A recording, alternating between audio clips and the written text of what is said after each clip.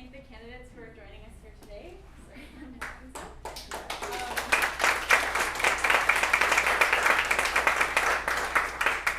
And I also wanted to share regrets from a few candidates who wanted to be here but were unable to due to prior commitments or illness.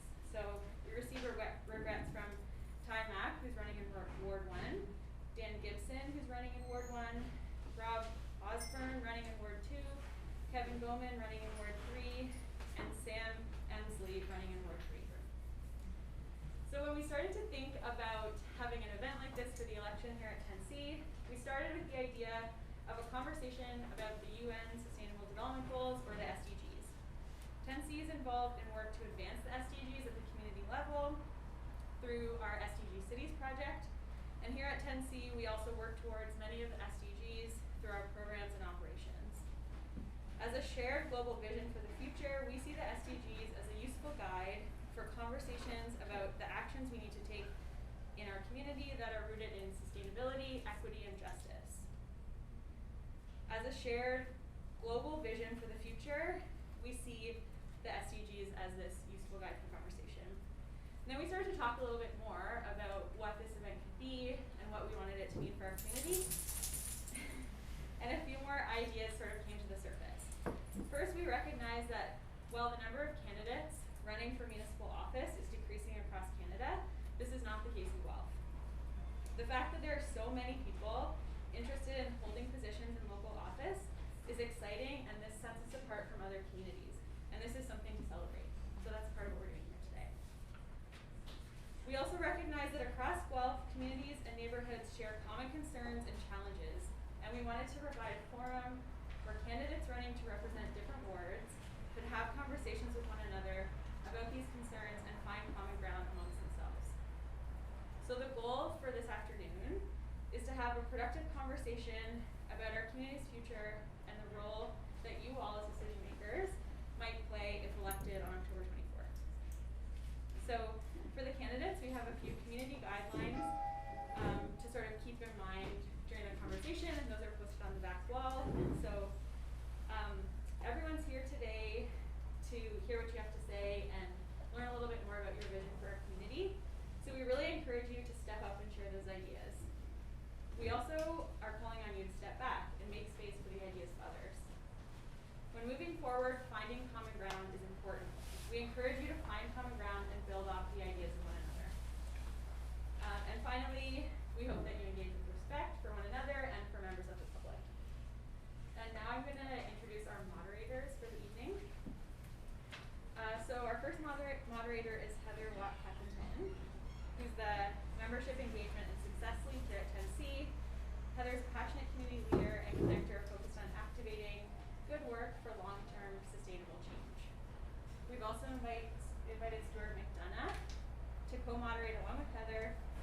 Stuart is a municipal engagement advisor at the Association of Municipalities of Ontario, and Stu lives in Guelph and is an active in the community as a board co-chair of the Guelph Neighborhood Support Coalition, among other community engaged volunteer roles.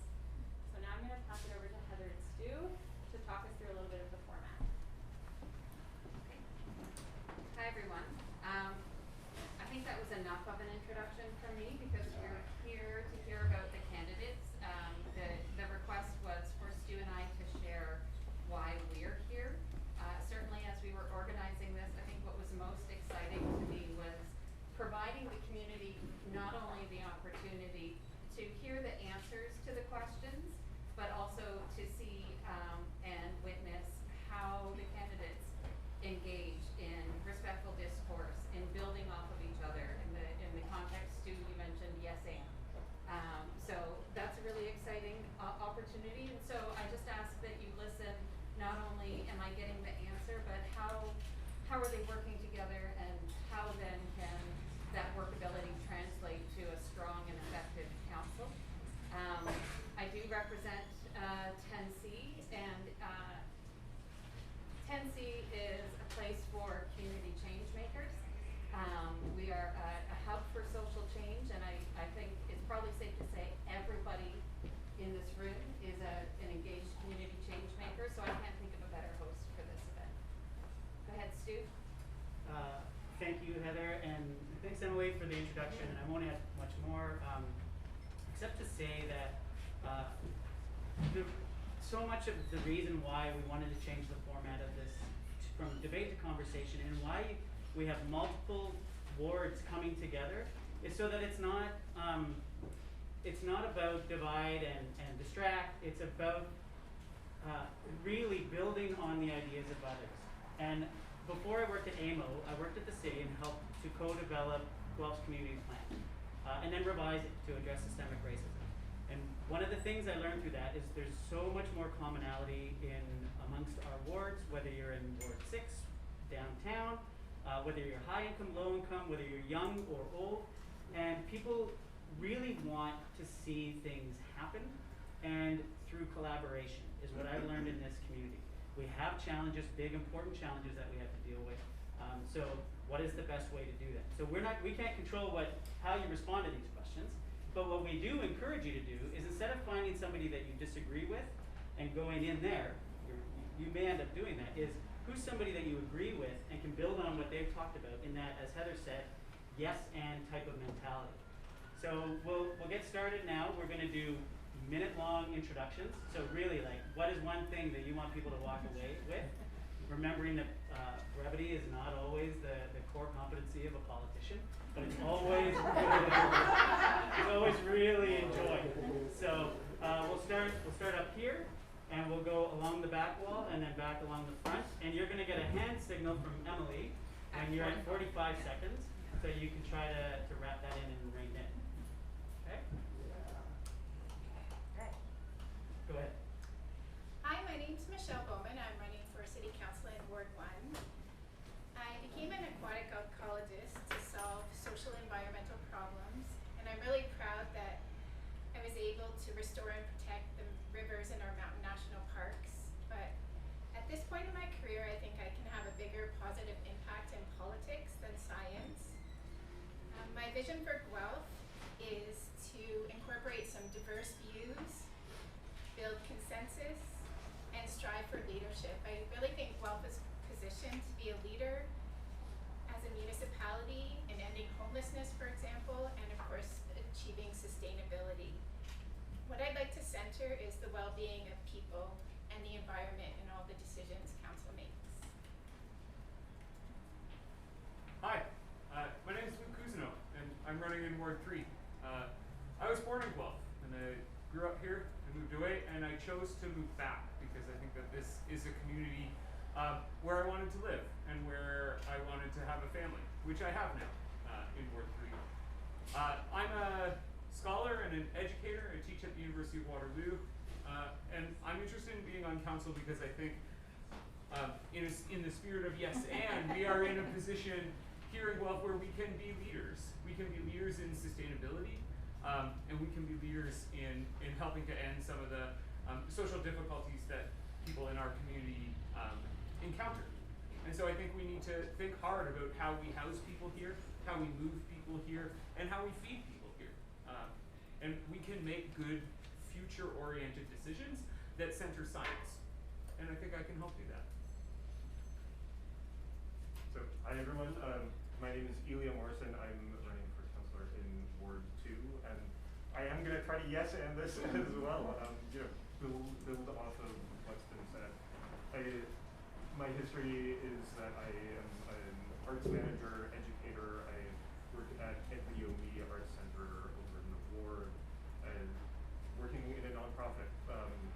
Working in collaboration with people, primarily with artists, to realize projects, get things done, and help people out. And that's kind of what I'm all about. I want to work in collaboration with people for a better future for Guelph. I have a focus on the people, on lifting people out of poverty, on making Guelph a place where everyone can thrive, everyone has access to all of the great things that our city has to offer. Thank you. Can I jump in very quickly before you? Just a quick sound check. Is everybody able to hear the candidates? Are we doing okay over the door? I know you can't see because I keep standing in front of you. Okay, that, and if we can ask the candidates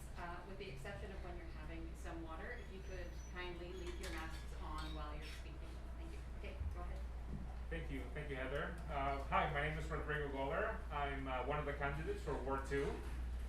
I'm running for re-election because I love the city. I worked for the city of Guelph for 5 years in their community engagement team. And during that time, I became disenchanted with how the city did community engagement and how the information flowed from the public up to management and then up to council. And I felt that it wasn't always going the way that I would have liked to see it go. That conversations at council did not seem to reflect what the public was talking about. So that's why I became a city councilor. And in the spirit of today, with the Millennium Development Goals, I think there's a few of the goals that are absolutely within the grasp of the municipality, such as housing. I think we're a wealthy community, we can definitely afford to house everyone in Guelph, and that's something we need to work on. There's lots of other great conversations I look forward to having, but great to see everyone here today, and I look forward to having conversations during the event and afterwards. Hi everyone, my name is Carly Klassen and I'm running for City Councilor in Ward 2. I'm a small business owner downtown Guelph. I'm the owner of the Sage Soap Company. It's just on Yarmouth Street, not too far away. I actually kind of started my business at 10C in a lot of ways. I had a desk here when I moved back, I think 7 years ago, and I did a lot of my desk work here. So it's really cool to be back here and having this conversation. I'm really involved in our downtown community. I'm a member of the Chamber of Commerce, and I also, through that, sit on the Downtown Guelph Business Association. I'm really concerned about what's happening in our downtown and all of the growth that is happening in our city. Through my business, I engage with different types of organizations, nonprofits as well. We do a community soap program, and I work a lot with different people in this community, and I'd like to be able to continue that working at council. Hi, I'm Erin Caton. I'm running for Ward 1 City Council. I moved to Guelph 3 years ago with my daughter from Toronto, and I picked Guelph out of all of the available options because I thought it was the nicest, most inclusive city out of everywhere around Toronto. And I want to help make it even better. I'm a project manager, and I also volunteer on the Guelph Neighborhood Support Coalition, and I'm a member of the Accessibility Advisory Council of Guelph. So I see a lot of the inner workings of the city and what does work and what doesn't work. And as someone who is really big into process, I think that I have a lot that I can offer in regards to helping those things be more efficient and move them forward so that everyone has their voice heard within Guelph and that we reach the sustainability goals that the UN has set aside. Hi everybody, my name is Morgan Dandy. I am running for councillor in Ward 2. It is so great to see so many familiar faces out here. I've worked with a lot of you in a lot of different aspects, whether it has to do with poverty and homelessness or something to do with the Green Party. I have been a Green Party voter my entire life because I didn't know where my life was going to take me. And I love the idea that I could vote for the same party with the same values anywhere that I went in the world. Starting on Mike Schreiner's campaign is what led me to where I am today. I found that my heart is with municipal governance, and I look forward to being able to work with anyone and everyone that holds the same values and wants to see Guelph grow into the best world-class city it can possibly be. Greetings everyone, my name is Phil Holt. Just a bit of my background. I was born in Guelph. I left, I swore I'd never come back. I've been here for 65 of my 66 years. I went to university in London, in Toronto, in Hamilton, and in Guelph. I can share more about that later on. It is my principle that we embrace the whole society approach to development in Guelph and throughout Canada. It's one of the reasons that I do not accept a pro-development council, but rather a smart development council. One that recognizes that we must build for all of Guelph, and that includes everyone regardless of race, gender, sexual orientation, faith, whatever. We need to also recognize that we cannot continue the trickle-down approach to addressing poverty, We must hold the provincial and the federal governments accountable. That's our responsibility, because otherwise property taxes are going to go right out of this world, and I'm happy to talk about that. Hi, I'm Michelle Richardson, and I'm running for council in Ward 3. My parents were born in Guelph. I was raised in Guelph because my dad was in the Canadian military, so he was at Edmonton at the time I was born. We came back when I was about 3. I grew up in the Sunny Acres Park area, although I still can't skate, but that's another issue. And I went on to become a registered nurse. I worked at St. Joseph's Hospital in Guelph for 13 years, and then went on to work now where I currently work at the County of Wellington in Human Resources. I have 18 years of municipal government experience and work collaboratively already with the city. I'm going to build on Phil, as we need to have a very collaborative council that can work together because we're stronger together.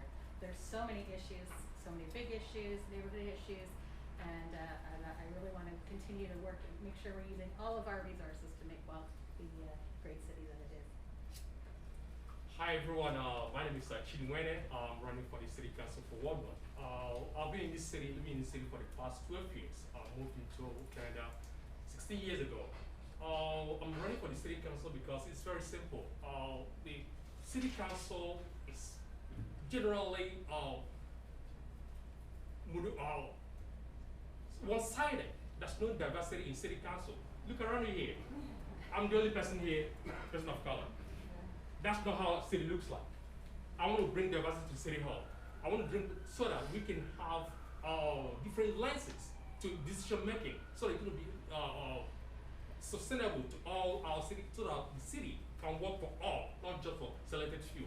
That's exactly one of my main focus already. And again, I would like to make sure that some of the issues that is affecting all groups, notwithstanding race, background, or social, economic background. Thank you. Great. Thank you, everyone.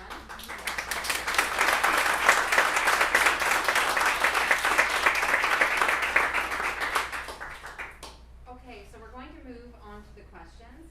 We ask that you limit it to 2 minutes. Emily, again, is your guidepost. And this time, Chitty, we're going to start with you, and we'll come around this way and end at the back.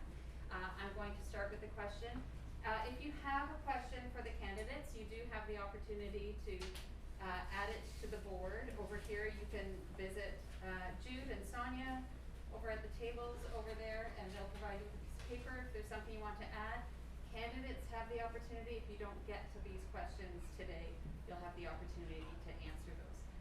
Okay, Heather, so. just before we go on Yes. too, after everybody has that chance to answer the question the first time, if as a candidate you want to respond and yes and build on somebody else's, we'll take a few of those as time permits. Again, this is an experiment, so we're going to try to get a few things done, but you'll have so listen to those answers and consider what you would like to build upon. And you'll, of course, have the opportunity to do that as we move on. Last thing, if the timing has gone over and you miss your cue from Emily, you'll know because I'll be slowly and carefully in front of you, and you'll know that your time is up.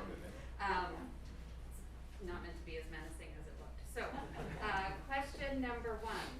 SDG 2 is all about working towards food systems that are sustainable, equitable, and just, which includes ending hunger and food insecurity worldwide.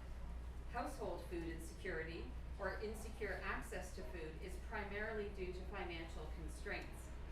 Not being able to afford adequate food has significant negative impacts on people's physical, mental, and social health. How will you work to address the needs of people experiencing food insecurity in the community? Thank you very much for this question. Actually, I'm the community engagement specialist for a organization called War Renew. War Renew is involved in hunger alleviation, poverty alleviation globally. Actually, just yesterday, I had a commitment, a campaign to raise awareness for food insecurity globally. So in Guelph here, I've worked with a different array of community-based organizations, marginalized groups, trying to bring out some of their issues to the community to see how they can have equitable distribution of wealth. Now, before we get into all this point, we need to make sure we find the root causes of poverty root causes of inequality, root causes of things that are affecting all these marginalized communities. So you see, even in jobs, they can't even get jobs. Then you blame them, they are poor, they are criminals and whatnot. So we need to make sure that we include all these marginalized groups, seniors, young professionals in the political discourse, in the society, so that they can be included. So we can't just keep on doing the same old, So we need to find an alternative, a different approach to see how we can mitigate poverty, hunger, affordability in our community. So I'm really committed to make sure that we include all these issues that are being neglected in our community in the city hall, not just having big projects. To make sure we find all common ground to include all these groups that are being affected, so that they can join our community in the progress of all. Thank you. And I think that can be broken down into two issues for affordability, or for food and affordability of food. And I believe you mentioned in the question that it was related often to your financial situation. So again, that comes down to creating jobs and having people getting the jobs and getting back in the workforce so that they're able to make money and afford the food. The other issue, the other area that takes me is to the smart communities, or the smart cities that the County of Wellington and the City of Guelph are working on, and that's a circular food substantiability. So, and that reduces, I think, 50% more affordable food for people if we can keep it in the affordability chain and the sustainable chain. So that would be the direction I would want to go on that. Me or Michelle? Along the front row. Front row, okay, thanks. Thanks. I've worked for years with the North End Harvest Market, with Onward Willow, Hope House with Seed, and we're not getting anywhere. And we're not getting anywhere because one of the things we failed to do is address the issue of a guaranteed income for all. And this is a significant problem. When we entered into a period of neoliberal economics where we decided that we needed to cut our tax rate, we created an economic problem for people. It has meant that consequently, many people do not have the money that they need. Trickle-down economics does not deliver anything to the least amongst us. We need, as a city, and we failed, to lobby the provincial and the federal governments to implement a more effective tax system. One of the things the city can do is advocate for a gas tax in Guelph. If we have a petroleum tax, such as many cities have argued, we can raise funds to support the groups that I mentioned previously. And that's something that's very significant. We need, in many respects, to become an activist council and to work collaboratively as a council to ensure that other levels of government are working so that the groups I talked about, Onward Willow, the North End Harvest Market, all of those groups are not constantly spinning their wheels just trying to deliver sustenance to people, when in fact the reality is we're getting nowhere fast. I'm going to start my address with a question. And I understand it's going to be uncomfortable for a couple of people. Who here besides me is food insecure? Who has to access services on a regular basis in order to feed themselves and or their family? I go to Hope House to get my food. I have a service dog here. I can't access food for my service dog, so I access food for me. I cannot sustain myself without my service dog. I'm running because people like me are not represented on our current council. Erin's got an amazing idea for Ward 1 that I hope she's going to address, and it happens North End Harvest Market, the seed. I am so proud that I was the facilitator of the first medical clinic making a donation to North End Harvest Market for Adopt a Week when I was properly employed. Let me rephrase that, while I was employed, because I wasn't making an appropriate salary for the job that I was doing as a medical office assistant. One of the things that we need to do is ensure that people have a job. If they don't have a job, they know where they can go to access services. And I challenge everybody here and everybody running to come down to Royal City Mission and share a meal with the people that access food services like I do every single week. I do not ever want to see someone in this city go hungry. And our smart city circular food economy is something that we absolutely all need to get in behind. Thank you. So I'm going to get to that one, but I'm first going to talk about the income equality issue that, to echo a lot of folks. So I'm personally nonpartisan, but I ran with my campaign manager, friend Britt, 2 panels, kind of like this, with people on ODSP for the Liberal and for the NDP governments just before this last provincial election. I didn't have to do one for the Green Party because they already had a good policy. But through those, we got all of the MPPs and MPP candidates to hear people who are on these programs and hear all of the issues that they go through and recognize that the income that they're given is just not good enough. And the same thing stands for people on OW, right? Not everybody can work. Sometimes it's permanent, sometimes it's temporary. But you all need to live somewhere, you all need to eat, and you all have value in society. So first we need to make sure that everybody has enough to live off of, and I think we can do that by pressuring the provincial government to do their job. They did raise it a tiny bit, but not good enough. In the meantime, some of the things that we can do as a community are put food where it can grow. So community gardens is a great idea, except for right now we're not funding them. We give permission, but we don't give any money. And there's a lot of nonprofits that are doing a lot of great work, like the Food.ca and the North End Harvest Market, various food pantries at Grangeshell East, but they can't do it by themselves. So we have restrictive bylaws on where you can put fruit trees. I wanted to put fruit trees on my boulevard and have food to give away to people, but it cost me $100 per tree per year. So we need to do away with restrictions so that people can actually eat off of the land that we have available. I'm going to build off what Erin was saying, and Morgan, thank you for sharing. Everybody has had such impactful answers, and I just thank you for sharing.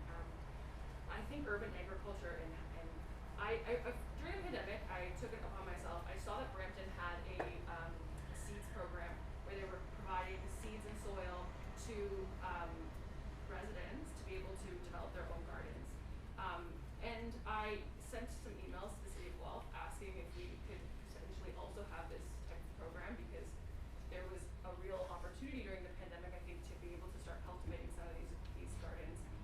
And I never heard much back from it, even though I've tried. As Erin said, there's not funding for it.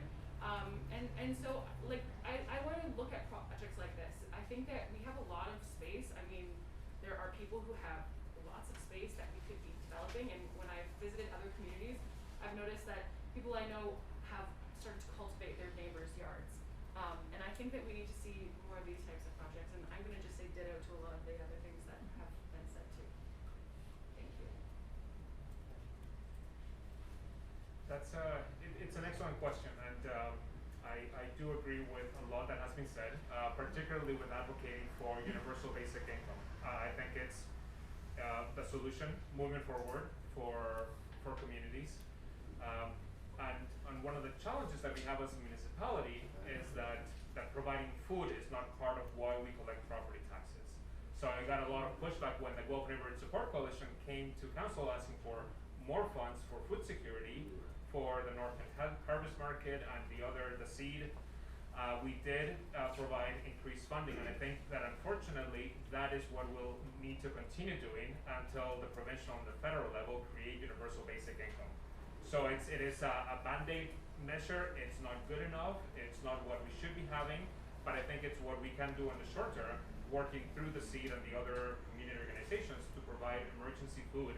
Although I wish that we didn't have to do that. I wish that we could just have a system that took care of everyone, because we are one of the wealthiest nations in the world, and yet there is this disparity within our community, and it becomes so apparent when you look at the cost of rent and the cost of living and what you get through ODSP or what you earn making minimum wage here in the city.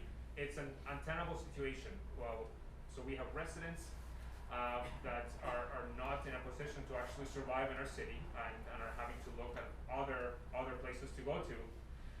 So I think in the meantime, until we can get universal basic income and until we can work as a community to advocate for that, maybe possibly bring it to Guelph as a pilot, I think we need to continue working with the seed and the other emergency food pantries to meet that need. Thanks. Yeah, I would echo so much of what has already been said. You know, we have these amazing organizations, amazing groups doing so much in our community to combat food insecurity.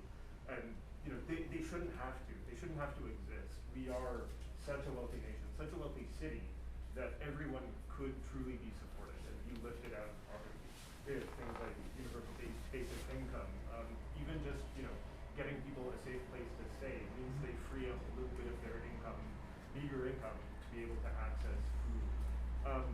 You know, I could go on about all the great things, all the great organizations, but I'm just gonna say I'm one of the people who operates the Alice Street Community Pantry. So I kind of have a front row seat to, you know, the impact of food insecurity. And this community pantry, it exists so that, you know, neighbors can support neighbors. People in the community can support people in the community. And this pantry, it goes empty day by day. There's such a need, and it has such an important impact. And one of the things that I will note about this pantry is that the people who donate the most are the people who have the least. Yep. And this is a really, really important thing to recognize. So, you know, the people living in poverty, the people who have the least are supporting each other. And those of us who have the means need to step up and do our part to help raise people out of poverty and make sure that nobody is going hungry. Thanks. So what I've learned in these talks so far is that, I mean, a lot of people sitting here are aligned in how they see this issue, and as am I.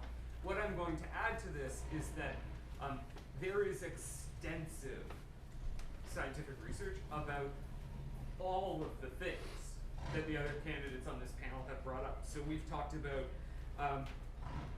funding community gardens, we've talked about mutual support networks, we've talked about UBI, universal basic income, we've talked about urban agriculture in different ways, we've talked about restrictive bylaws around food. All of these things, there is extensive research that says if you empower communities and individuals to be able to do these things, to engage through universal basic income, to be able to engage in extensive urban agriculture that is not limited by very restrictive bylaws, to be able to engage with smart cities and circular food structures within the city, it improves the lives of all the inhabitants of the city. Not just those who are benefiting from those programs in sort of direct monetary or food value, but the other people in the communities as well. It's not a mystery, it's not a debate. The research is really very clear. And so the fact that we're not doing this speaks more to a desire for the people in power and the people with money to maintain power and maintain money than it does the willingness of people to support others in their community. And if we are not, as a community and as a council, if we don't feel bad about that, perhaps we should reevaluate why we want to represent people of this community and why we want to talk about making Guelph better. So the research is there. If you're interested in it, let me know. I'm happy to send it to you. It's out. And like restrictive food bylaws on boulevards, there's a guy on our street that had a whole pantry on his boulevard. Somebody complained, and the city made him cut it down and take it out.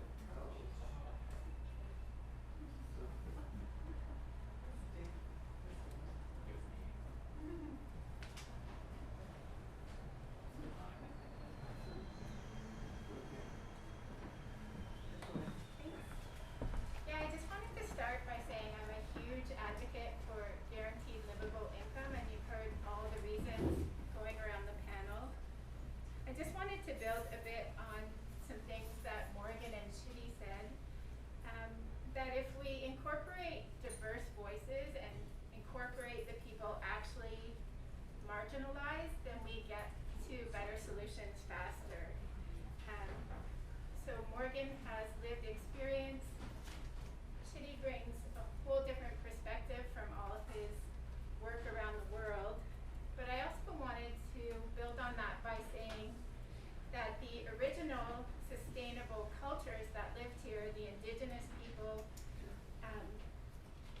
know how to be sustainable, and one of the sustainable development goals is to have indigenous food sovereignty. So I just wanted to build on that a little.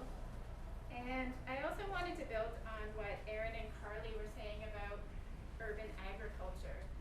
So we can grow a lot of our food within cities, but I just wanted to add on that we also need to protect the farmland. So they're threatened now by the 413. And I'd add on, as the aquatic ecologist, we need a blue belt as well. So as well as food, we also need water. So I just wanted to build on those 2 points. Thanks.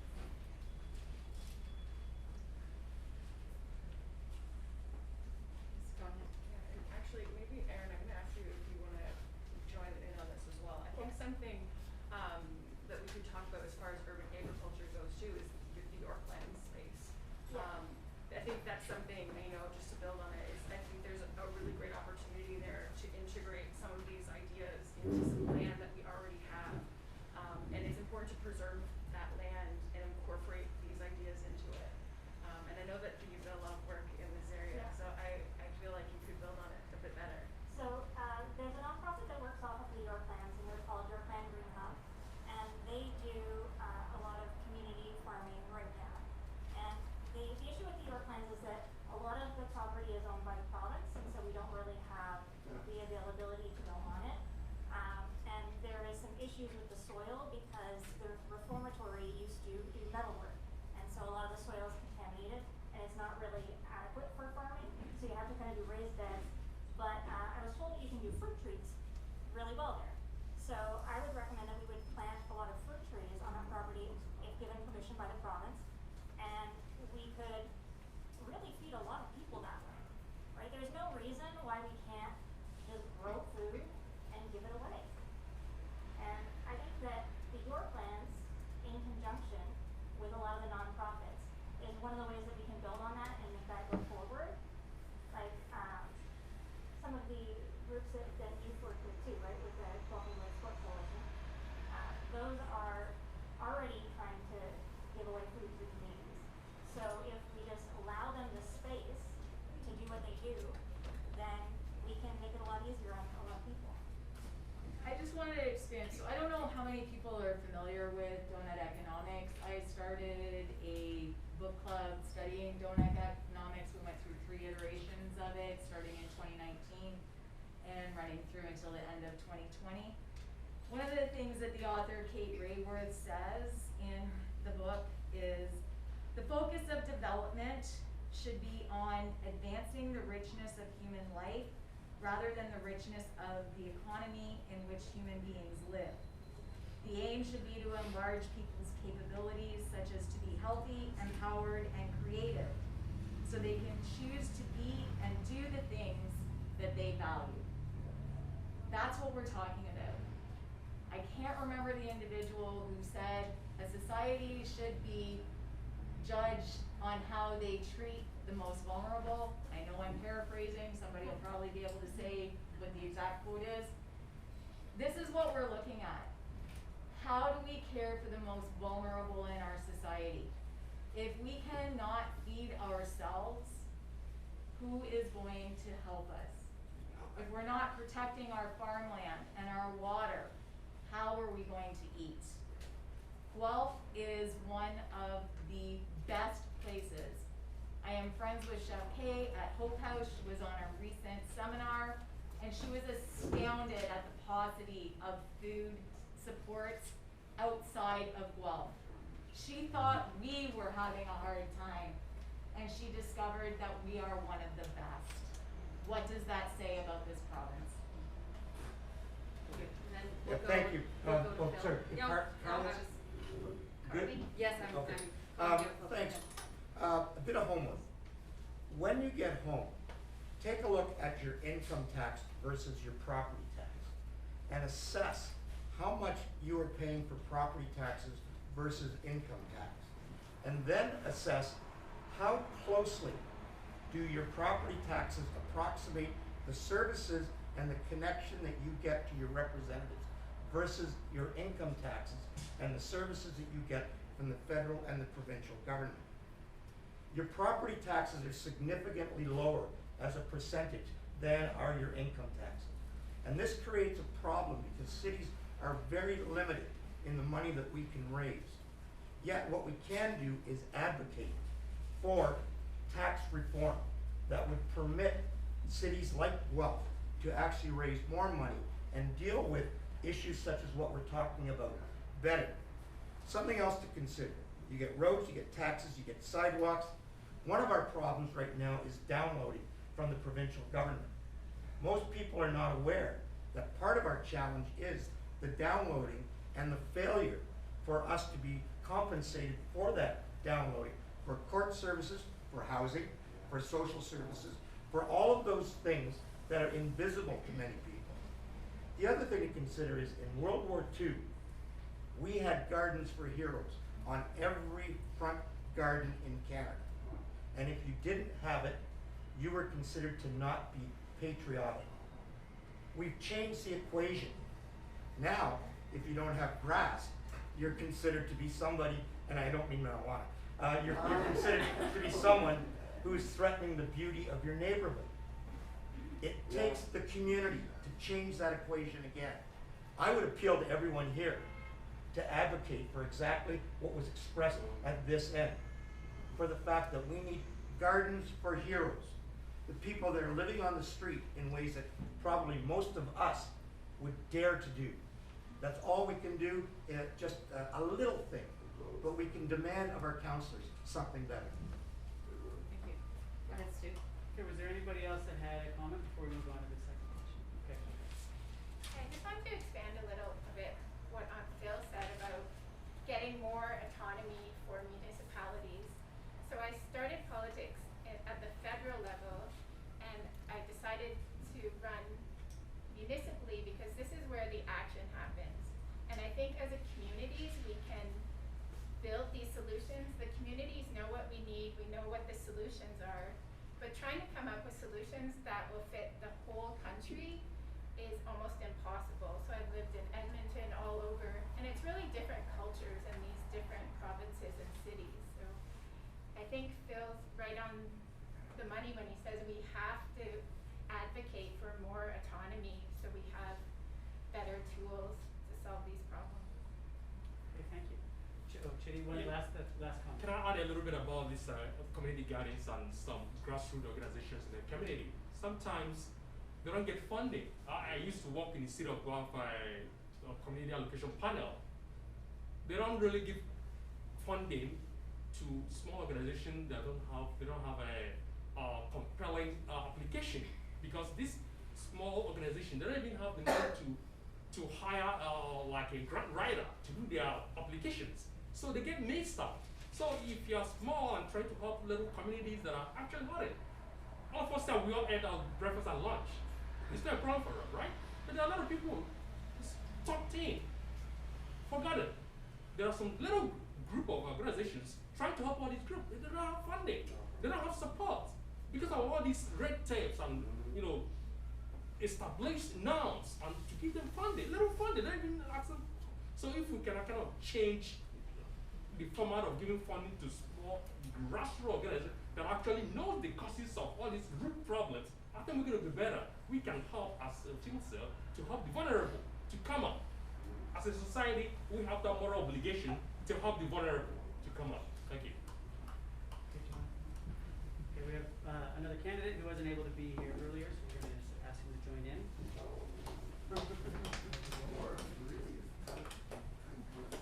Okay, so I think I'm going to ask a question. We're going to start with Mr. Should we just give this candidate the 1 minute to introduce What I was thinking is themselves? that I'd let him sit for a second, and then when we got to him, he could add a just so that you could get it acclimated. Then when it comes a minute on yourself, which is what they all had, and then you can answer the question. Does that work for you? Yeah, Okay. works great. Yeah.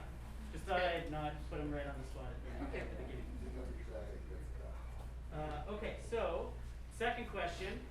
Again, we're going to limit you to 2 minutes this time around. We're going to start with Mr. Galler on that end. We're going to come around the back and then back around the front. I promise you I didn't write this question, but it's a topic very close to my heart. A recent amendment to Guelph's community plan added a new priority area called We Are Community. This emerged out of community conversations that made it clear that a more ambitious, immediate, and necessary goal related to equity and anti-racism was needed in Guelph. This is closely aligned to a key principle of the SDGs to leave no one behind, recognizing the voices and stories that must inform work towards sustainable development. The question here is, how will you work to achieve the equity, diversity, inclusion, and anti-racism goals of the We Are Community part of the community plan, and ensure that the city works towards the permanent elimination of systemic racism in all forms? Thank you for the question, Sue. I think, as Shidi pointed out, their city council is not very diverse. I was born in Peru, South America, and the only member of council was born in the global south, but it's still not a lot of diversity. One of the things that I did ask the clerk's team is to start tracking for advisory committees who is actually sitting on them, because these are the groups of community members that step up, they volunteer, and they provide advice to staff and to council, so that we can actually make sure that those groups are more diverse intentionally. So now the city's tracking those groups, the membership, and then they are taking consideration. Do we have enough people, different genders, different backgrounds, different ethnicities, who are sitting on those groups at city council? We have a newly appointed office that looks at diversity and inclusion at the city of Guelph, and I think council needs to support that office to make sure that the work that they do, when they come forward with recommendations, such as they have recommended that council meetings go to Tuesday instead of Mondays, and then they go to 10 a.m. instead of 6 p.m. to increase the accessibility and diversity. I think we need to look for more of those opportunities to make city council as a whole more accessible to the public, and to make the advisory committees that feed information to council more diverse. Also, as an employer, I think it's important for us to look at who is in the community, and for the city to make sure that we are hiring from within Guelph as much as possible, and having more Guelph residents present to make decisions. It's one of those tough decisions when you have general managers who may live in another city. How well are they going to know our community? How invested are they going to be to make decisions that reflect the will of Guelph? So that is something that I think we definitely need to work on. Accessibility, working with our advisory committees, and actually empowering them to help us make decisions, and not saying, thank you, we're going to do something else.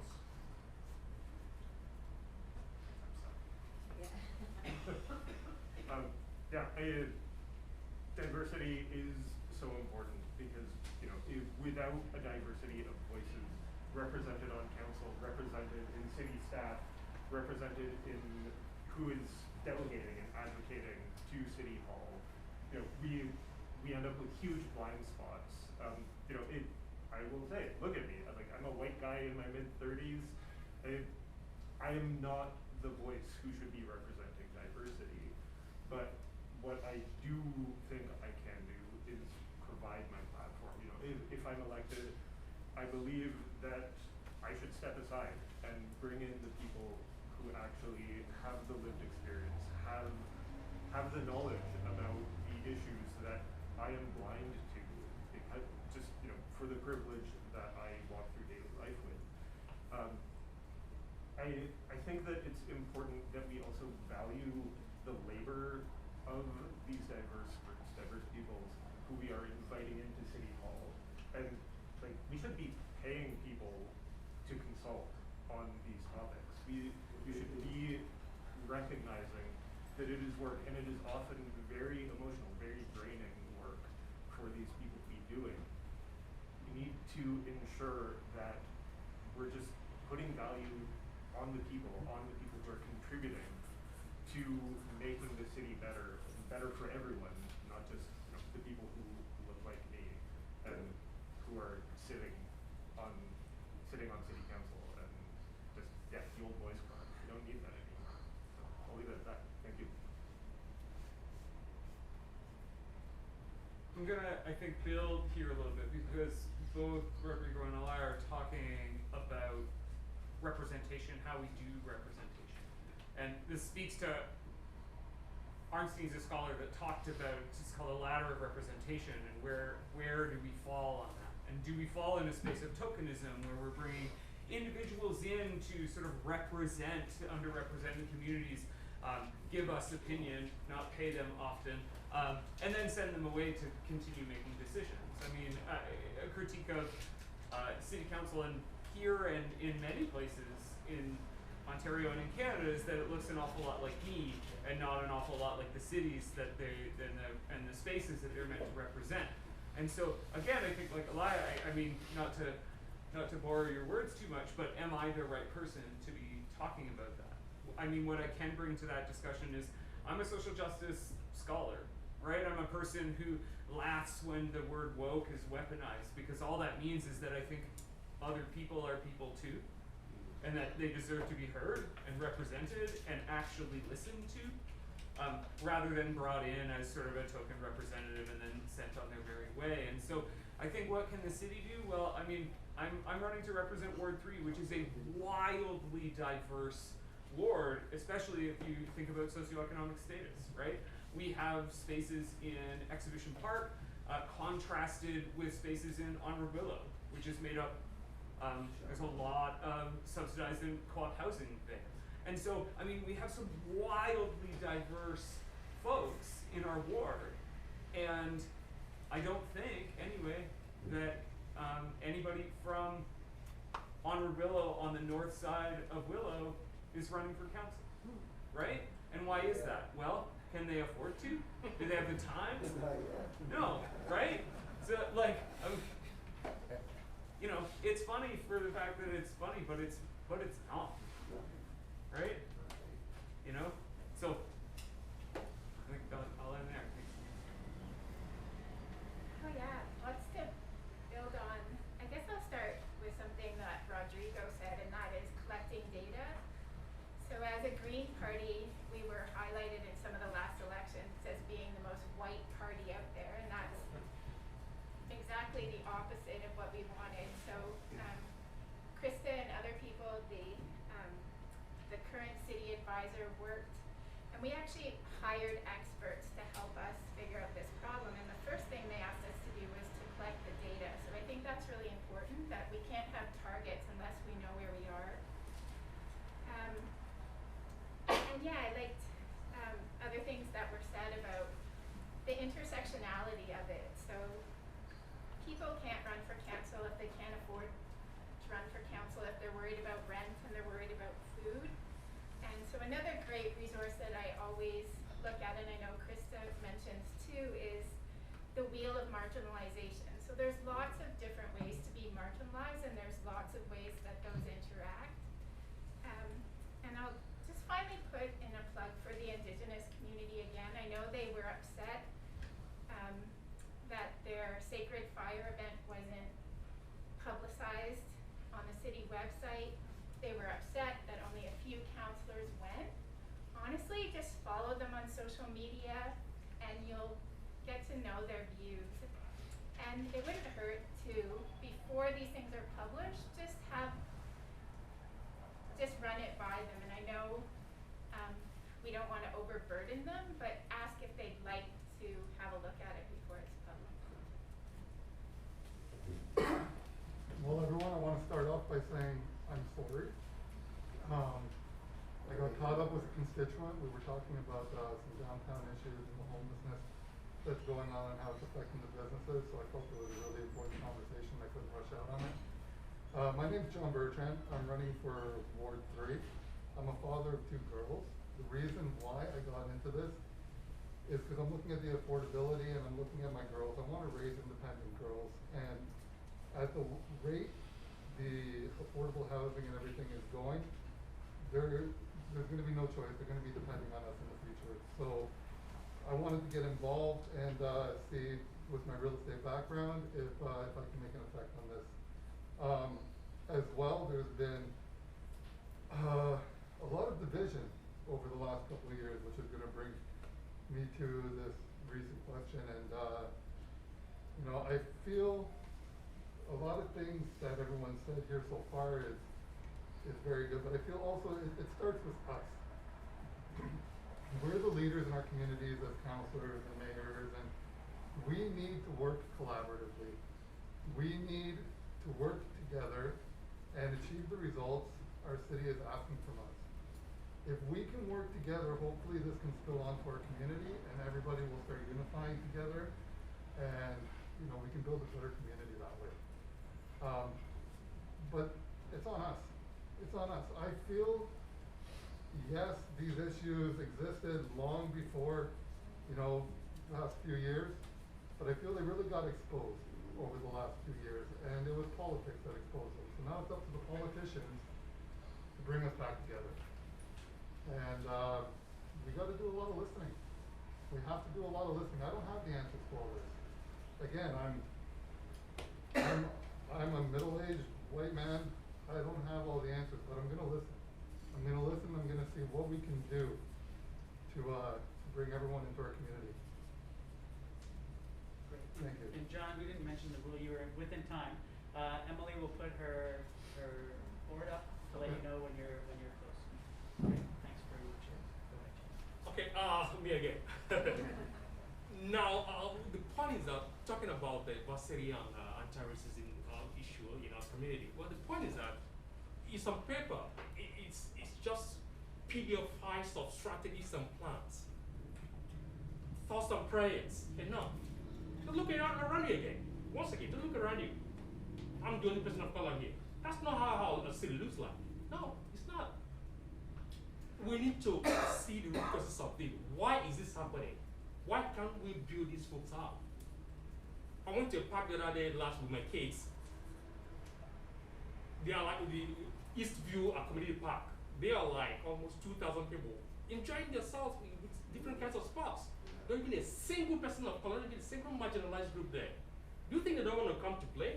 Because the parks are not designed for them. There's nothing that's designed to make them be there. And again, like here, say, why can't they run? We don't even have the economical might. I'm struggling even to run. I'm struggling to run. I don't have the economical might. So, and again, we have to work individually. Diversify your circle of friends. Diversify your workplace. If you employ people, diversify your workplace. Try and make the space inclusive, because we are better together. That's why my policy, the policy or the vision of my campaign is a community that works for all. We can do better when we work together. You know, despite labels, sexual orientation, background, social economical status, we can work together, come together to make our city a better place. Especially, hopefully, this election, the website of vote.ca is diverse. That's the picture. Let it be in practice October 24th. Thank you. Thank you. And the two words that come to my mind when we're speaking about this issue is education and lead by example. We need to educate. Unconscious bias training needs to be done all through the city, through city staff, and the advisory committees that Rodrigo was talking about are invaluable to hear the voice of people who may feel marginalized or discriminated against, come to the table and tell us how we can fix that. As John said, we don't necessarily have all the answers, and they're the ones who are experiencing it firsthand, so it's really important that they come forward.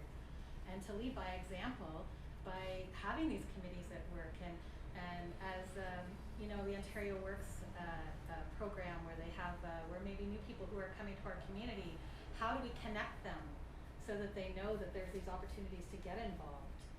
Those are the things that I would really want to work on to help combat that issue. Thanks. I've taken a page of notes so far. I want to say that I come to this from a long study in academia. I studied African history and I studied feminist history in graduate school. And I did it deliberately because I'm a white man. And because of that, I wanted to learn more. And I continue to learn. And that's the most important thing, is to listen. And to listen to activists like Kevin Sutton.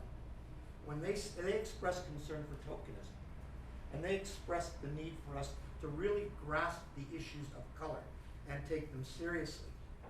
But also, let's not just leave it at color. Let's recognize faith, and let's recognize gender and sexuality as issues that we must address as well. I wrote 2 academic papers on these issues a long time ago, one of which I received hate threats for, because I believe that in 1995 we should be providing same-sex benefits at a time when the province did not do it. Most importantly though, I must listen to others, because like I said, I'm a white guy. I don't have the answers, but what I do have is the capacity to listen, the capacity to embrace, and the capacity to follow what those people who have been abused by oppression throughout their lives are telling me. And thanks to the Kevin Suttons of Guelph and to others who are continuing to teach, and thanks to my daughter who's a queer activist for continuing to teach me what it means to be a marginalized person. Listening matters. Caring, but don't just stop listening and don't just care. Get active. Thanks, Bill. I've been doing a lot of work for myself on decolonizing, and I believe that decolonizing myself is absolutely a way of addressing diversity, equity, and inclusion, as well as racism. Through this work, I discovered that I was actually privileged as a 5, 6, and 7-year-old to have had teachings from a Cree mother and her daughter. I forgot about those teachings until the first 215 were announced. And notice I use the word announced because they weren't discovered. It's always been known and never spoken of. I come from a place of a lot of intersectionality. I have mental health issues, I'm female, and I live below the poverty level. I'm attempting to create some sort of survival on OW. For those of you that aren't aware, the maximum amount of money that I can get from OW in a month is $733. I'm allowed to earn a little bit, but not much. $733 isn't even enough for a room in Guelph anymore. If it weren't for my incredibly generous and compassionate landlady, I would be homeless. I should be homeless, but for my landlady. Socioeconomic inequity is something that is a reality in this city. And if you spend any time downtown and you actually take a moment to speak with the people that are accessing the services, you will recognize that they are part of our community and we all deserve to have a voice.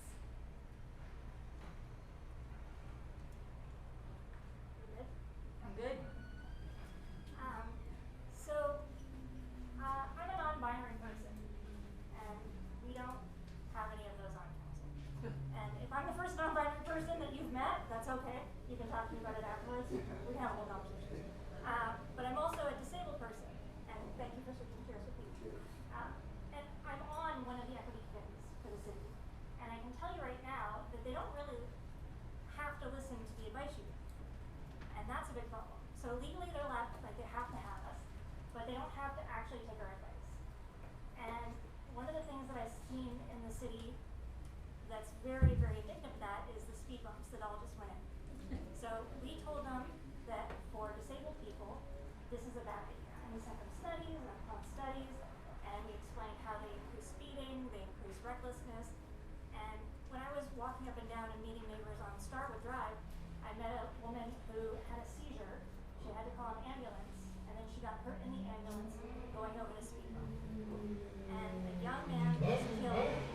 motorcycle, and the ambulance had to turn around at the speed bumps before they could go back to the hospital. So this is a known issue, and this was told to the city. If the city actually listened to the equity groups, then that wouldn't have happened. So we need to fix the process on that. Currently, city councilors are not allowed to sit on the equity groups, but they should be.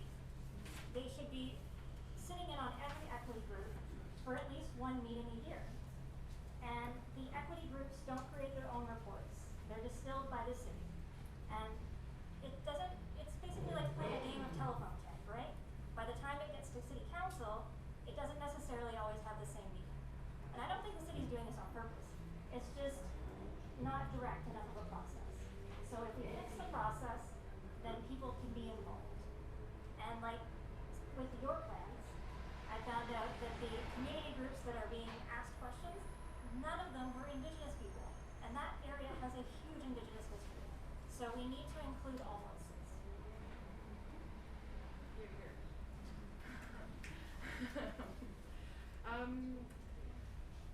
So I will say something slightly different. So I have spent the last 17 years trying to figure out how to get actively engaged in politics. When I was 18, I started my undergraduate in political science at Carleton University, and I wrote a couple of papers. One was about gender and representation in politics. At that time, and stagnation of women in politics has been about 20 to 24% for the last 30 years.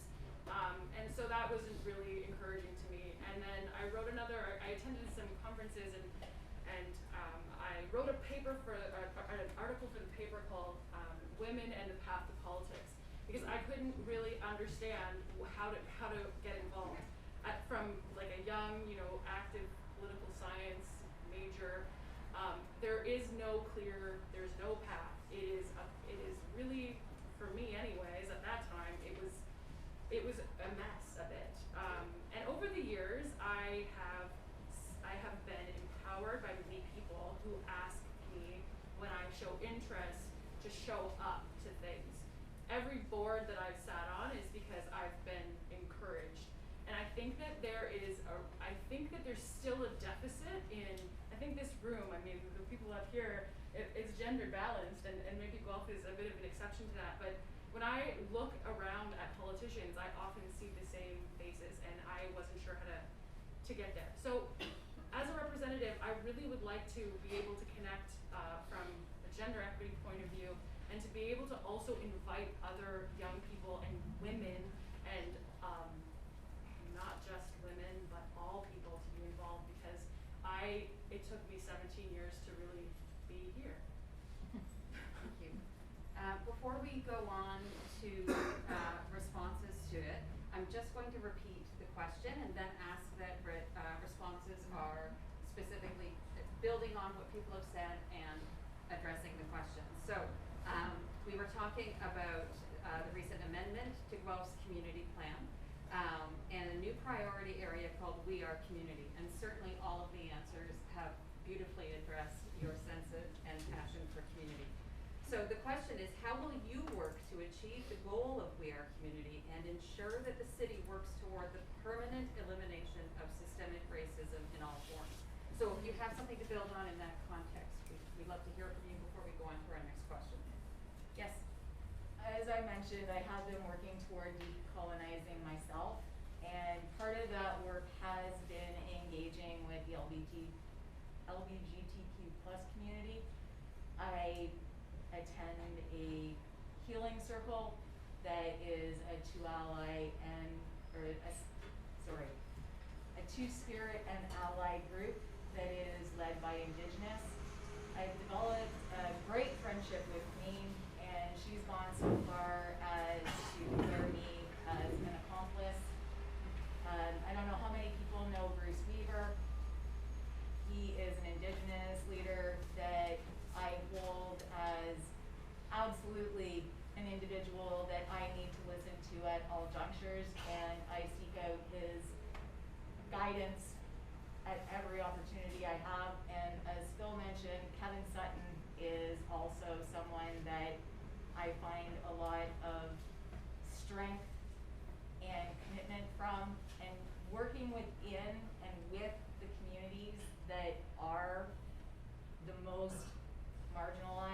is what I have been doing over the time that I've lived here in Guelph since 2014.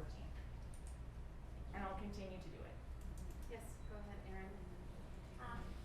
So as I was mentioning with the advisory councils, I would include counselors into that situation. And I would also have the advisory councils write their own reports for the cities so that you can hear their words directly, so we don't have to continually delegate, which is basically twice the volunteer. And I also think that we need to have more diverse voices on council, but the LGBTQ community has always been looking for people in the city to participate in Pride, and currently we don't really fund that or help with it, so that's one thing that we can do moving forward.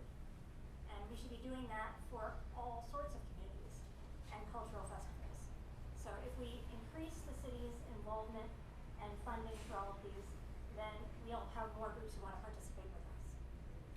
Okay, I think Carly, and then we'll go to you. Phil, you had your hand up as well? Okay. Yeah, sorry, just addressing the core of the question. So as part of my business, I often am asked by my staff, what are we doing? How can we do more? And so I think that as a counselor, I think we should always be reminding ourselves that, you know, just doing the work once isn't enough.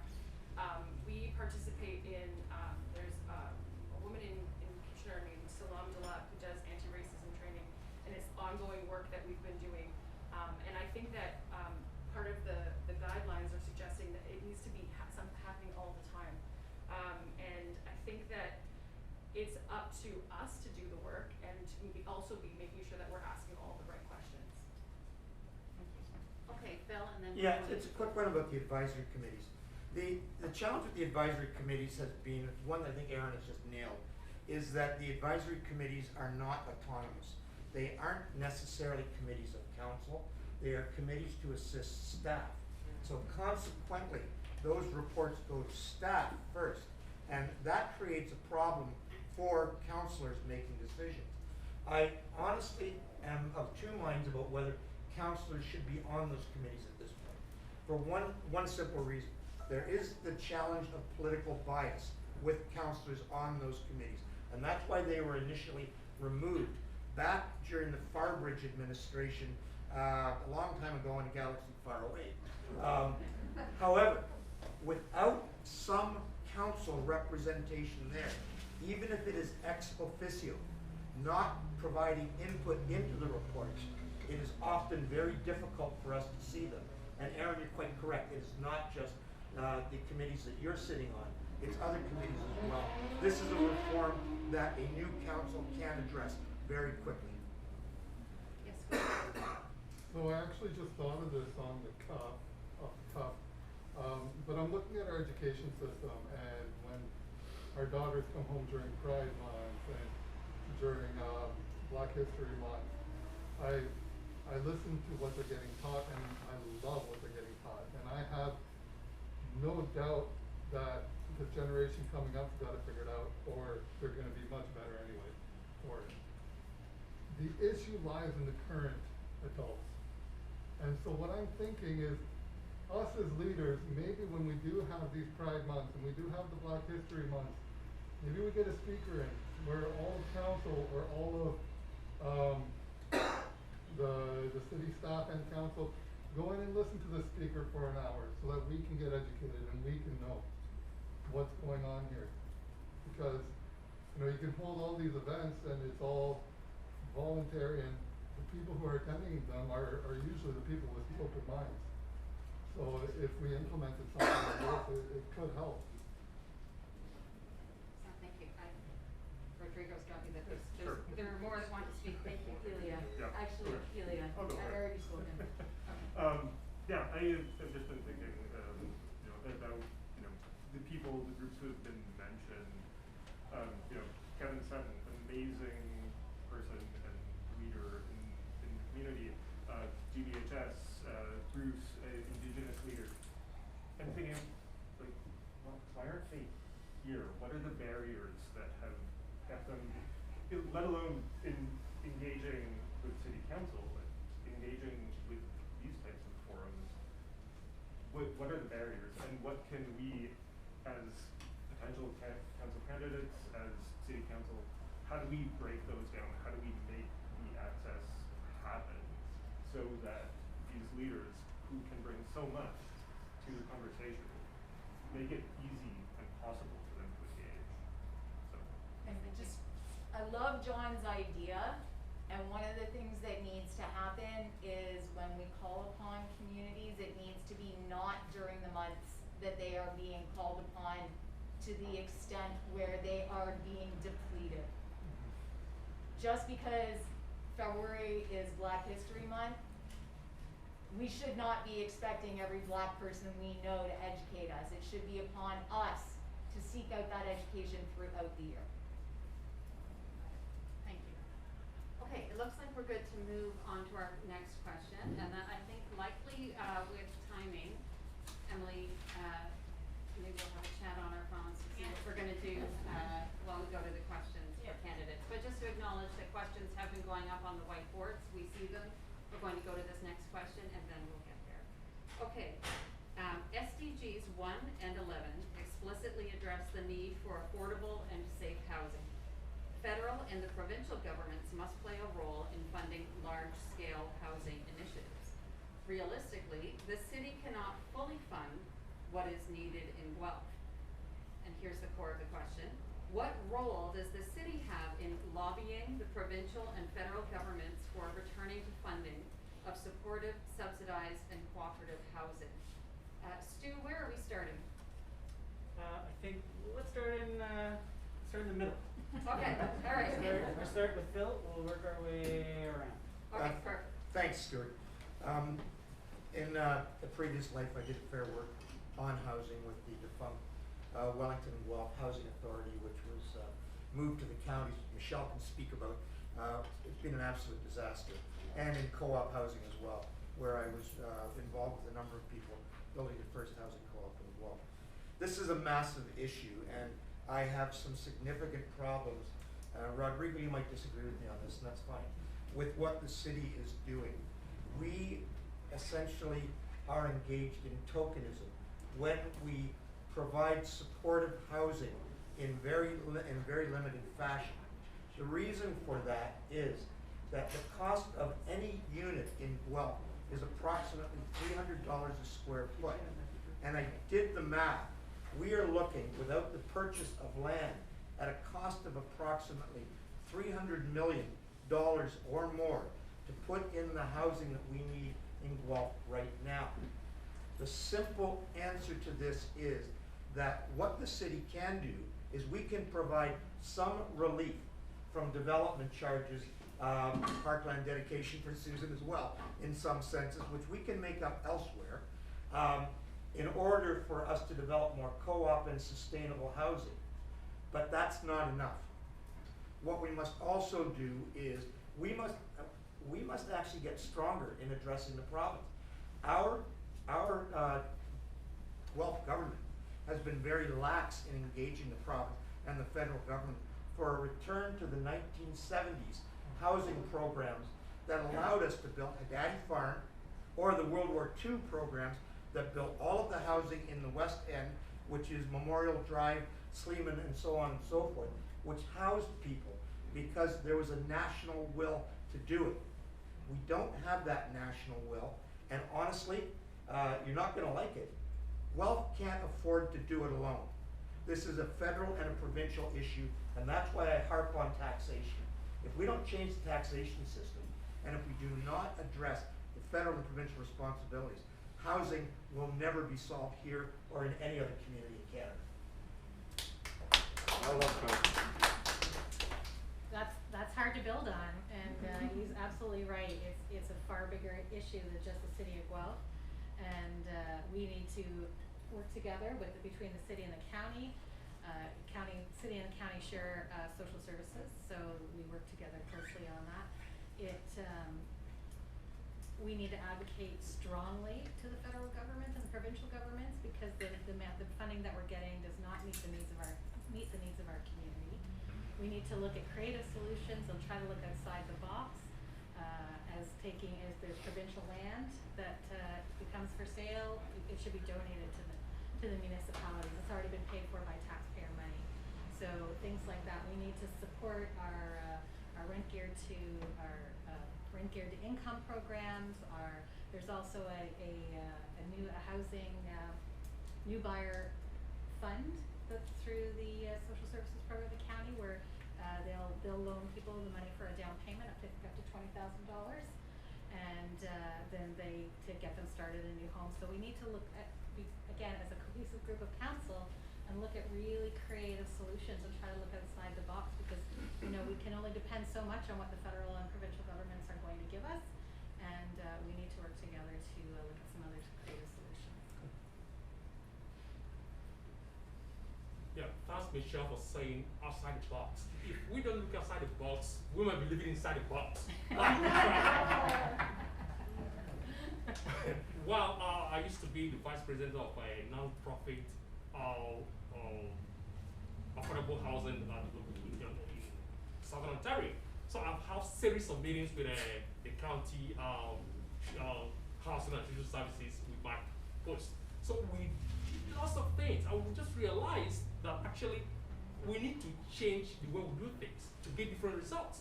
Now, the problem is, one of the problems are there's a lot of monopoly in the housing market in Guelph, especially in Guelph. If we don't change this, we are not going to get anywhere. So we can't just allow just one group of folks just to buying up all the empty lands and all the properties in Guelph and telling the council and saying what to do. So if we give room to some group of housing organizations, non-profit housing organizations, that has a lot of brilliant ideas to bring to the table, but they don't give them that space to express themselves, to see how we can come to a conclusive solution to this crisis that is increasing. I bet you in the next 10 years, most of us will be living in boxes if we don't take time. And we can't really depend on the federal government. We can solve this ourselves if we actually look outside the box. I keep on repeating it, outside the box solutions, not the good old solution that we know. We keep on getting the same result if we don't do something different. Again. I completely agree. The supportive housing, yes, it is a federal and provincial issue, but we can't keep passing the buck. We can take proactive measures here. We can control affordable housing. I just sat in a meeting 2 days ago, and I listened to our mayor say that there was over 700 units rejected this last term. Over 700 units rejected during a housing crisis. This is what I'm talking about. We need to work collaboratively. We need to achieve results. We need to help homeowners get basement apartments. If you're looking to get a basement apartment, maybe we can offer them grants, incentives, low interest loans. We can do this. We can intensify mature areas. We can rezone some land to get some triplexes and fourplexes. We can't have our cake and eat it too. We've got to grow the city, but we've got to make some compromises in some areas, right? Or else it's just going to be all high rises. It's going to be all high rises everywhere, and we can't do it that way. We want to do some infill before we start having to rely on sprawling. Yeah, that's what I got to say about that. Yeah, I think we definitely need to take a two-pronged approach. So Phil talked about activism and standing up to the provincial and federal government, and I think we definitely need to do that. And as one municipality, we might not have a very strong voice, but these issues are happening in all the municipalities in the province and all the municipalities in the country. So we're not alone in this. If all the municipalities stand up to their provincial governments and federal governments, we'll have a stronger voice together. But I also like what's been said, that we can't just say we're going to wait for the province or wait for the federal government. There's lots we can do in the meantime. And I agree, we need to be creative, we need to think outside the box, and just examine the status quo. So when we want a lot of houses built, we go to the developers, and I think we can stand up to the developers too. They're making huge profits, but we're hooking up the gas lines, we're hooking up the water lines. And there's lots we can do to stand up to the developers and also infill. So incentives for basement apartments. I would like one. I live in a house by myself and I don't need all that space. I tried to move for 7 years, it didn't happen, but I can't afford a basement apartment. So if there was incentives, I would love to have 1 or 2 in my house. So, and I'll just end by saying the most sustainable building is one that's already built. So the root of the question, I think, especially in the yes and kind of conversation that we're having today, it's easy to sort of move away. And the root of the question is, what role does the city have in lobbying the provincial and federal governments? And I think that speaks to what the city wants to be and what it wants to represent in this context and how the city wants to be. And so I think, especially at the provincial level right now, there's a lot of strong arming going on around municipalities. This is what we want as a province, and you're going to do this, and we're going to empower, we're going to give strong mayor powers to that thing. And one thing that we can do as council is say, that's unacceptable here. Because it's unacceptable here. We want to do development for Guelph, right? People are going to move here. It's a great city. Everybody sitting up here and everybody sitting in the audience here would agree that Guelph is a great city. Do we have our issues? Of course we do. But we all live here, we all love living here, we all want to make it better. Everybody on this stage and everybody that's not here today that's running. And so, how do we do that? Well, we think hard about what development looks like here. And is it single family homes? Well, to build a single family home from an infrastructural perspective from the city costs 4 times what it costs to build high density housing. And the maintenance over time of that is roughly 10 times for a single family home what it is a single unit in high density housing. How are we going to develop here? What's happening with the Lafarge lots? What's happening with infill? I don't think we give enough credit to the recent zoning changes in Guelph either, that permits different kinds of housing on existing lots and urban infill in a way that we have never permitted here in Guelph before. And we've not had time to know if that's going to have the kind of effect that we want it to have because it's brand new. I feel like I've been, I don't know, jumping all over the place and just trying to listen and hearing, so many great things. I can echo everything that's been said. The recent zoning changes, banding together as municipalities to push back against the provincial and federal governments. That advocacy piece, we as a city do need to, we need to be a bit of a bully against the province and the federal governments. We need to advocate for ourselves to be able to do the smart development, to build, get them to participate and support us as a city in building supportive housing, in getting people a safe place to live.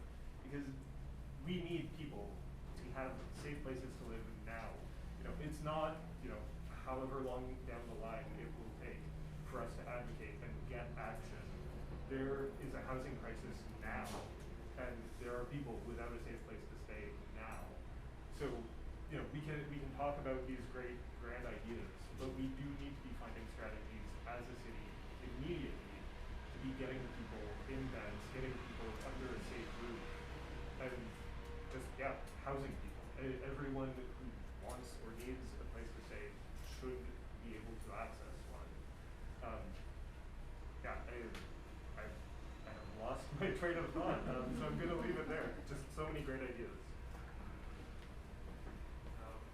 So I want to talk about 2 things. First, Michelle Bowman, your comment about the house that is already built is the best house. Coming up, the city will approve an updated zoning bylaw. In that, we can make it available so that we can have more access to apartments. Right now, you have this crazy restriction that unless you have an extra driveway spot, you cannot have an extra rental apartment in your house. We also have restrictions that you can have a single-family home or a duplex, but triplex, 4plex, 5plex, 7plexes are not allowed. And if you have a 5plex or a 6plex and you want to renovate it, the moment that you do significant work, you lose that status. So I think we need to get rid of those restrictions and allow for multi-family homes and for older homes to be converted into multi-family residential units as one quick way to increase the number of housing units in the city in the next 6 months. That's something that, we change the bylaw, and then all of a sudden housing opens up. On the other side, on the side of development, I do disagree with Phil a little bit, but mainly in the pace. I think for us to be good advocates, we actually have to show that we are putting money behind it. In 2018, Guelph City Council put $0 towards our affordable housing reserve. Then we put in $300,000 next year, $500,000 thereafter, and that's what we're moving forward with. But when we compare ourselves to Wellington County, they put $1.4 million in their affordable housing reserve last year. So they are, a smaller municipality than we are in terms of how much they spend on social services, and they managed to put away much more money towards their affordable housing reserve. I think we need to allocate that money so that when grants come up at the provincial and federal level, we have some money set aside to say, yes, we want to build more housing. Also, we have not built any new social housing in Guelph for the last 17 years. So since 2005, there has been no affordable housing, rent geared to income housing, and part of that is just the failure of communication between the city and the county. Yes. Lots of housing is getting built out in the county because they're putting the money away, but Guelph is not doing the work, and a lot of that falls to Guelph City Council for not putting the money aside so that it's there when opportunities come up to build housing. Thank you. Something that I've been talking about, and I was recently talking to a resident in Ward 2, and we were talking about development and this will connect that. We're talking about development in Guelph and the Places to Grow Act, which has us legislated to grow up to, I think it's 201,000 people by 2051. Yeah. And this has a number of impacts. So it's putting a lot of pressure on the city to approve development projects quickly, and build projects that might not necessarily fit into what is Guelph and what makes Guelph feel a certain way. With this considered, we're in a housing crisis. And so we've got this pressure coming from the province to grow and to build and to accommodate new families, not just the people who live here. And I think that's where we need to push back, especially on the province, and be like, there's other places that are growing rapidly who are kind of taking, like in Toronto, places to grow, there's many people growing there, but in places we also need to be making sure that we're growing in a way that is sustainable and that we're accounting for people who need homes that are already here. Why are we encouraging this growth when really it's kind of unsustainable because we can't even keep the people that we have here? As I talk to a lot of young people as well who want to stay in Guelph, and they can't. And I think that in the role of counselor, I think we really need to be asking ourselves, a lot of the conversations I've had, questionnaires that I filled out during this campaign have been about how are you going to make sure that we grow to this number by this time? And it's well, maybe we shouldn't. Maybe we should really be asking ourselves, why are we doing this?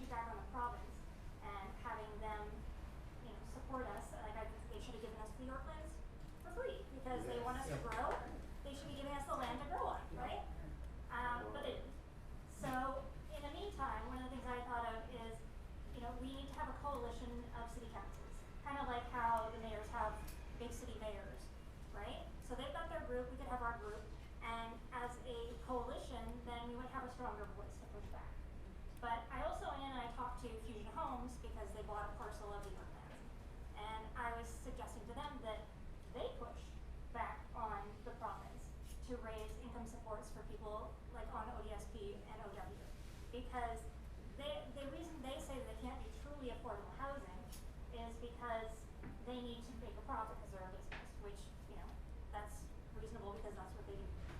However, if people had more money to spend on rent, then they would be making that money. So the Ford government listens to developers. developers need to be a part of this solution. They need to be pushing for people to have a livable income. And if we had that plus accessible housing, that's the other part of it, is that what we're building is not something that you can age in place of. It's not something that if you have mobility issues, you can even access. I have been doing what I call the Stairmaster Challenge, up and down all of the streets of the high density housing. It's not good enough. We can do better than that. Yeah. Wow, so many incredible ideas. One of the things in the chapter Create to Regenerate that has to do with this is what's on our corporate to-do list? Do we want to do nothing? Do we want to do what pays? Do we want to do our fair share? Do we want to do no harm? Or do we want to be generous? That's where we need to be as a corporation, in generosity. In generosity, we should have a housing first philosophy.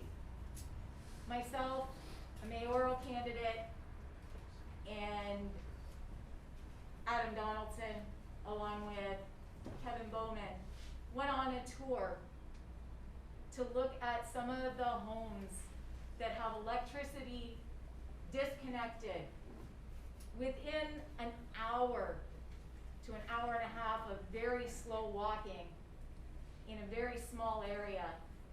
I saw over 20 homes that are within the ward, which is now part of Ward 2, the downtown, and just into part of Ward 3. These are homes that should be occupied, not sitting vacant, left to rot, waiting for developers to gain what they can. They're just over on Surrey Street. There's a whole row right across the street from the police station and the paramedic office that has 6 or 8, Danny, I don't recall if you do. How many homes were in that row? 6 or 8, 5, something like that. They all have the electricity disconnected. They're left to rot while someone is speculating. We need to get a vacancy tax in this city and get the homes that are sitting there vacant populated with the people on our streets. Sorry, Phil. As Stu stated, sorry for cutting off your applause. This is an experiment. Certainly, we hope a lot of you that are in attendance today, councillors included, are welcome and come back when we're speaking to the other wards. We are not finishing up. We have another question that we would like to get into space. Emily, when we finish up, is going to let everyone know how we're going to address the questions on the boards. And so and we're going to limit you to rapid fire 1-minute answers. And I think it's appropriate because the world needs to move quickly now to solve some of these issues. So, addressing climate change is a global effort. SDG 13 is all about climate, asking that urgent action is taken to combat climate change. As a whole, the SDGs consider interconnected social, economic, and environmental impacts and the steps we can and must take to address them. Locally, we have work to do to bring down our emissions community-wide. Here's the question. If we want to ask each of you, if you support each term of council setting interim community-wide community-wide climate change targets for reduction of greenhouse gas emissions. So I'll repeat that. We are asking each candidate if they support each term of council setting interim community-wide climate change targets for reduction of greenhouse gas emissions. And, in a minute, how can our community work together to achieve these targets if this commitment is made? So yes or no, and then how can our community work together to achieve these targets if this commitment is made? So I suggest we start in the middle again, but go in the opposite direction. Does that sound good, Stu? So where does that have us? I believe we're starting here. Yes. Thank you. Absolutely, we need to have interim targets. There's no way that we're going to know where we're at if we don't know where we are. If we don't have a target for each term of council, how are we going to be able to judge whether we are moving in the correct direction? Susan has said time and time again, development does not pay for development. And in reducing GHGs, we need the developers to look into the materials and practices that are required not only for the new builds, but for the retrofits that need to happen in order for us to be able to meet our goals of net zero and renewable 100% by 2050. We're not going to get there with what we have. Brent Darian told us that. Thank you. Okay, the quick one, yes, the answer is yes. I'm sorry. This way. You're last. Oh, that's fine. Oh, I wondered why you said we're going to go the other way. I thought, okay, you meant you're going That way. There you go. Okay. Woohoo! I'm the bad student in class. Yes, I absolutely support interim targets, and I think that there's a lot of things that we can do. If we increase our transit availability, then people actually want to use it. Right now, it's pretty terrible. We can make a mandate for developers to be using green VOC-free materials, which actually would make it accessible to a lot of people who have breathing disabilities like asthma and chemical sensitivities. We can add in other targets that are not really well known, like reducing scented laundry, and people can try to help participate just with awareness campaigns. And by increasing our active transportation infrastructure so that it's not terrifying to ride your bicycle, then those will help with our targets as well.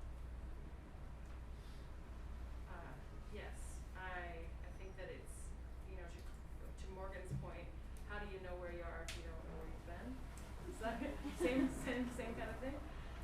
I think there's a lot of things that are already started in this light, and I'm sure that Rodrigo and Phil can probably speak to them better than I can. I know that we're working on replacing our buses with an electric fleet, and I think we need to work towards replacing them as soon as we can.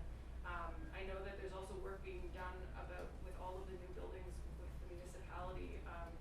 But yeah, as we're asking developers to develop, we need to be asking those important questions as well. I know that there's some great certifications out there, like the LEED LEED certification. There's great programs. But I mean, kind of related to that is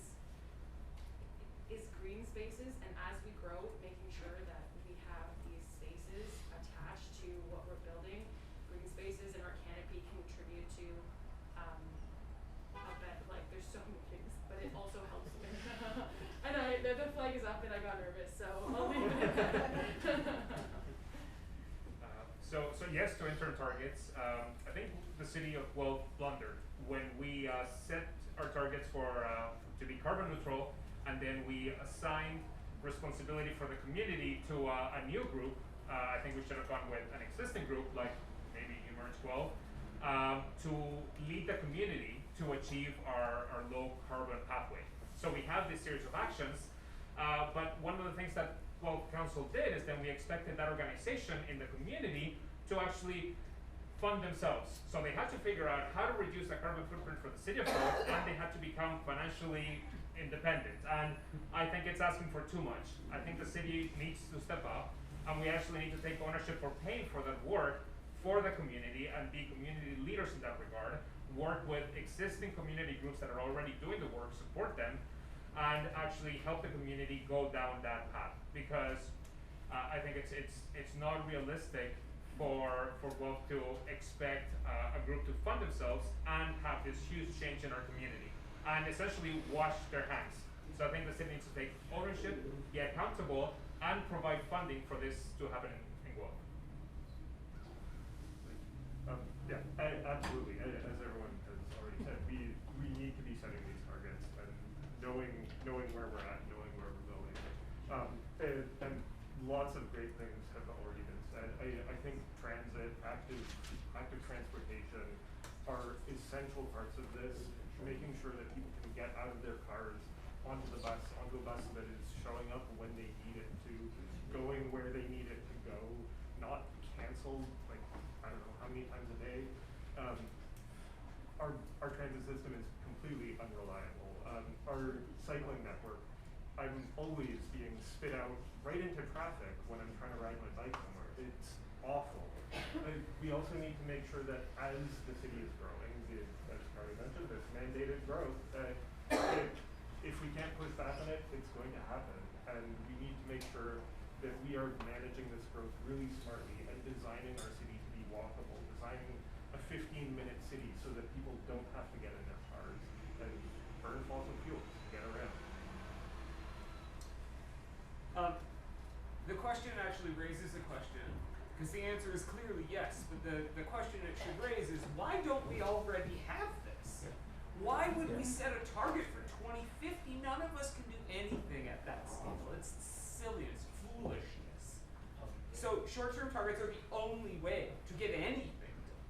This idea is political garbage to set a target for 2050. It's ridiculous.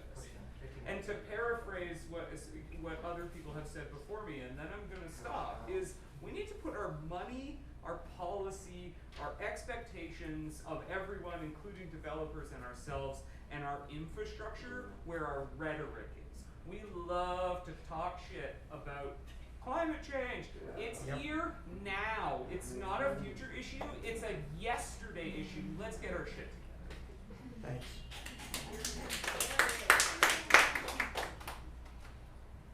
Absolutely.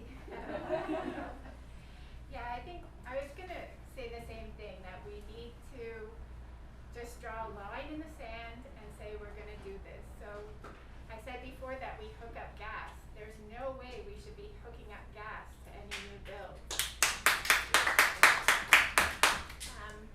It came up before that a lot of housing wasn't approved, but it wasn't approved because it wasn't sustainable, it wasn't walkable, there wasn't transit to it. So there's reasons why it wasn't approved. Things that we've already talked about. We need green spaces. COVID, the pandemic really showed that. We need to protect. If we're gonna have density, we have to have the parkland to match it. My notes are all over the place here. Yeah, the city contributes 3% of our carbon footprint. We need a plan for the other 97%, and as Rodrigo and others have said, we can't just throw that back on the community to figure out themselves. I'll stop there. So I think we're all unanimous on the yes so far, and I agree as well. To my point earlier about the units that got denied, I don't know all the details on that. I just heard this a couple of days ago. My point is, it goes back to the collaboration. Why couldn't we work together to try to solve some of those problems and get maybe half of them up there, right? My wife is from Europe. I've been to Europe a number of times. So she was from Poland, we went to Norway, we went to visit friends in England.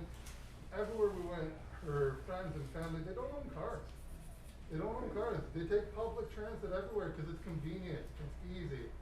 This is the easiest way we can reduce the carbon footprint. Make it more accessible, make it easier for people, put a bus lane on the busier streets, make stops more frequent, give senior discounts, give youth discounts, give, sorry, where was I going with this? Oh, more frequent stops for the go. Like, we gotta focus on the public transit. So I say yes to the target, and again, I think we should have just yearly targets, not just to 2050 as it's ridiculous. And again, for us to be able to reach these goals, we need to work individually. How about look at our campaign? I'm one of the only campaign that has zero paper for my campaign. Most people have like 10,000, 20,000 printed papers everywhere. This is our way. This is our contributing to the mission. So if we can start from ourselves, working through ourselves to make sure we get involved in the sustainable development goals, we can get there. Not just depending on the government. We can set regulations, city services, buses.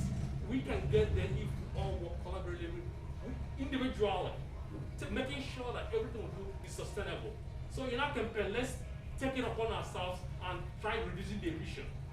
So I started with my campaign. I'm one of the guys that has 0 compartment. The building that I have is 100% post-consumer fiber vehicles. Okay.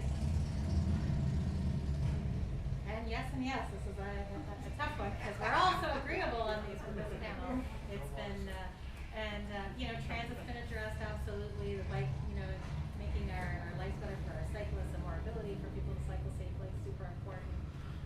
The other thing that is interesting where we said the city only contributes 3% to our carbon footprint and the rest of the city is 97%. This is one place where municipalities can actually have the greatest influence in the private sector by offering support programs and incentives and policy development to make sure that we can't put it, as Rodrigo said, we can't throw it out to the community and say, okay, reduce your footprint and not help them figure out how to do that and be available as a resource for them. And thanks, because you're quite correct, the city can influence. The greatest failure of this city was winding up the district energy program about 8 years ago. The consequence of that was that we did not use waste heat for producing of electricity. This is a serious problem. We need to revisit programs like this. We need to look at local. And Evan, I've got to say, I think we need to look at grants for home storage and for solar panels. That's the things the city can do. The other thing we need to recognize is that climate change is not just electricity and fuel. It's the water shortage that we had this year. And we have to address that. And growth is going to exacerbate that. And I categorically reject the idea that we can continue to grow to 208,000 without us having problems with our water. If we had a drought at 135,000 people, what are the consequences when we grow to 208,000? Does that mean water coming from Guelph Lake? Or does it mean a pipeline from Lake Erie? Do we exacerbate climate change as a consequence? Okay. Thanks, everybody. No, we don't have time. We're at time. I have a citywide request regarding transit. I am a transit user. Anyone that uses transit, every single time that your bus is late, please contact Guelph Transit, make a complaint. They do not have enough data about the problems with our transit system to be able to effectively advocate to our city planners. I made 2 complaints yesterday on the 99. Please, an appeal to everyone in the city. Make complaints so we've got the data for continuous improvement. So thank you. And on that note, I'd like to thank Nancy for inviting me, for inviting all of you, and then all of you for coming. If you wanna, there's gonna be some questions that have been asked. We're gonna share that with the candidates. That will be shared through the Eventbrite page that you registered on. If you didn't register through that, you can leave your email. I think this was a successful experiment.